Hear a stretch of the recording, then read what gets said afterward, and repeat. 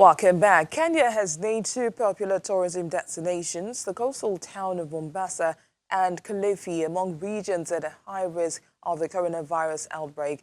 Both towns, which have a high influx of tourists, have been placed on high alert, while the country's capital, Nairobi, is also listed as a high-risk area because of its main airport.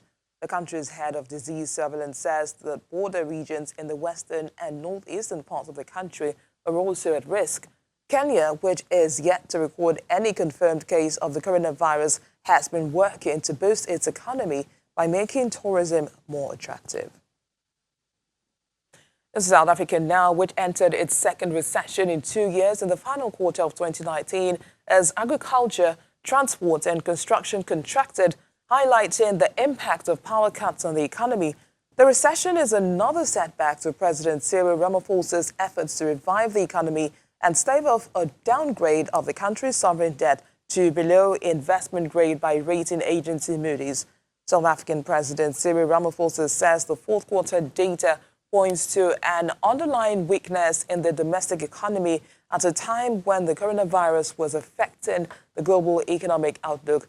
But joining us now to make sense of the GDP data and the impact on the economy is an economic analyst in South Africa, Trinity Nkube. Good afternoon, Mr. Nkube. South Africa has entered its second recession in 2 years, of course, and the economy contracted larger than expectations. What happens now, and what's the possible way forward? Good afternoon. Thank you for having me. I must say the recession was expected. When we look at the economic activity in the short to medium term, we can see that the business and consumer confidence was quite low. So, and then you also have the unwelcome, the virus. And then when you look at everything in the context of where we're going as an economy, it was to be expected. However, when I look at the budget, there were some positives. When I look at the long-term planning in terms of sovereign wealth and starting the state bank, which would give access to the local South Africans, whether one wants to start a business or actually have low, interest rate financial access to the majority of South Africans. So I'm pretty bullish, for the long term. But in the medium term, short term, it's going to be a tough ride. Employment hovering around 30%, manufacturing at its lowest since 2009, and more power cuts expected for the next 18 months. Does this mean that South Africa's economic woes will continue? Absolutely. It's going to take a bit of time for us to get out of these ones.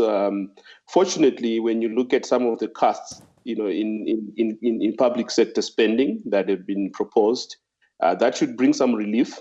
However, we need some growth, some serious growth, particularly in the manufacturing, mining, and agriculture.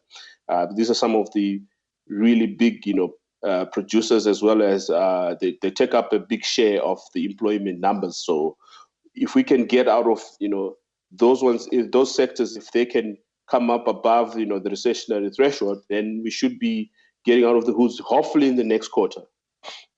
But is it likely that this recession will complicate President Ramaphosa's reform agenda, which of course includes turning around the failing state companies and slashing the public sector wage bill?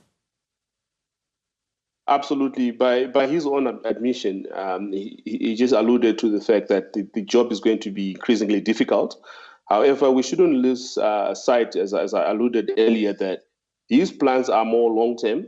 But in the short run, there's a lot of sacrifices that we are going to have to need, to meet. So we are having some sort of a value system conflict. On one hand, we want to be wealthy in the long run. In the short term, we have to make all these sacrifices, and some of the sectors in the economy, they don't want to make those sort of sacrifices.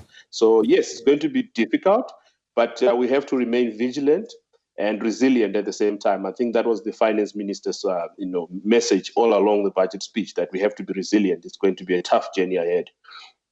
Well, speaking of failing state companies now, the International Air Transport Association says that African airlines, including South African Airways, have lost $400 million since the outbreak of the coronavirus. Now, how will this play out for the national carrier, which has been on the edge of collapse?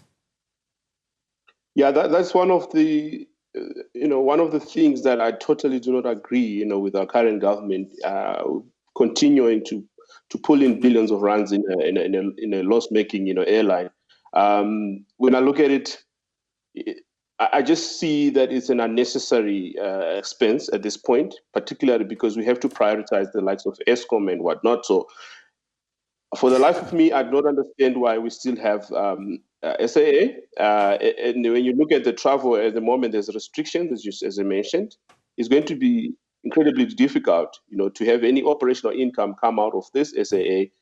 When you look at the track record of all the operational losses that have been occurring over the past, I don't know, 5 years, if you may. So yes, it's going to be terribly difficult. And I heard at some point that these parts of the airlines might be privatized. I think that would actually work out for the best, for the society, for South African society. Now, just before I let you go, Mr. Nkube, now, South Africa has confirmed its first coronavirus case now. Of course, the country has entered a recession. The markets are down. Is this a source of concern for you? Slightly, yes. However, I have full confidence in the Ministry of Health. If all the reports are to be believed in what they have said, it should be contained.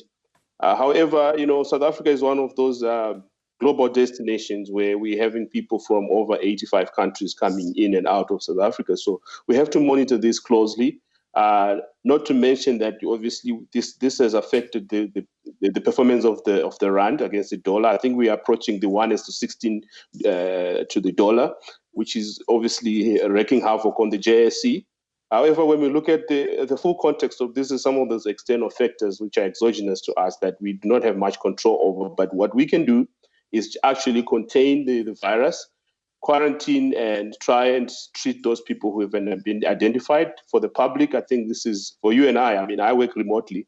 These are some things we should be doing for quite a long time. Homeschool your kids. Do not go to public spaces. We can still have a thriving economy while working remotely.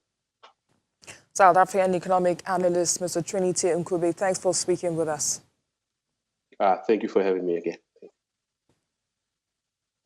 We have more coming from South Africa, and this time the current account deficit of that country narrowed to its lowest in nearly a decade at 1.3% of the GDP in the fourth quarter of 2019 from 3.7% the previous quarter. According to South Africa's central bank, the decline comes as the country recorded a significantly higher trade surplus of 102.5 billion rand in the fourth quarter from 44 billion rand recorded in the third quarter. The central bank says the improvement in the trade balance was due to an increase in the value of merchandise exports against a decline in imports. The current account, which is a measure of transactions of goods, services, as well as primary and secondary income, has long been a sore spot for the country as the balance of payments exposed the dearth of real investment. Away from South Africa now, oil prices slid nearly 1% on Friday as worries about the global oil demand and economic growth slowdown caused by the COVID-19 outbreak were heightened. Brent crude fell 0.96% to $49.51 a barrel, and U.S. West Texas Intermediate was down 0.83% at $45.52 a barrel. The Organization of the Petroleum Exporting Countries on Thursday pushed for crude output by OPEC Plus to be cut by an extra 1.5 million barrels per day in total until the end of 2020. Non-OPEC states are expected to contribute 500,000 barrels per day to the overall extra cut. But Russia and Kazakhstan, both members of OPEC Plus, say they have not yet agreed to the deeper cut. And that's where we end today's show. Thank you for watching. I am BC Adebayo.